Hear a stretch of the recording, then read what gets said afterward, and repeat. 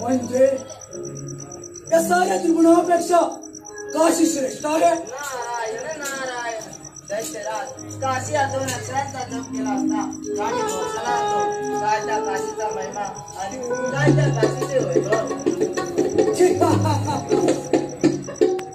मुनिवर्य मग या काशी सत्ता कोणाची बरं? नारायण नारायण दैत्यराज त्या काशीवर सत्ता शिवशंभू महादेवाची आहे. मुनिवर्य शक्य नाही शक्य नाही. नारायण नारायण दैत्यराज जर आपण काशी घेतला तर काशीश्वर या नावाची पदवी आपल्याला मिळेल. मुनिवर्य काय निघालो